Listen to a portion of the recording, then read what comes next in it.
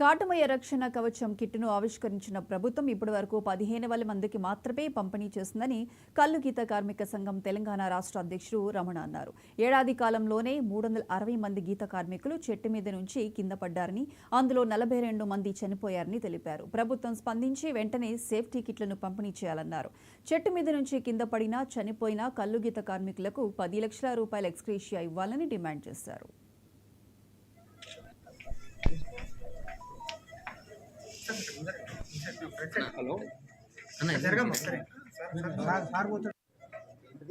రోజుకు ఎక్కడో ఒక్కడ గీతా కార్మికులు చెట్టు నుంచి పడి వికలాంగులు కావడం, చనిపోవడం అనేటువంటిది జరుగుతూ ఉంది.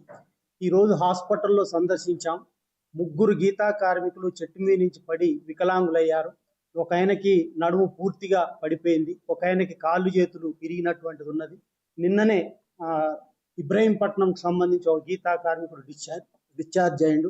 అంటే నలుగురు ఈ రోజు నిన్ననే పడడం అనేటువంటిది జరిగింది. ఇంత ప్రమాదకరమైనటువంటి వృత్తి గురించి ఆలోచన చేయాల్సినటువంటి ప్రభుత్వం ఆలోచన చేయట్లేదు.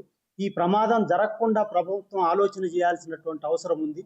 సేఫ్టీ కిట్లు అని చెప్పి ప్రభుత్వం ఇటీవల 9 నెలల క్రితం కాటమయ్య రక్షణ కవచం పేరుతో స్వయంగా సీఎం రేవంత్ రెడ్డి గారే ప్రమాద నివారణకు ఈ కిట్లు ఆవిష్కరణ చేశారు.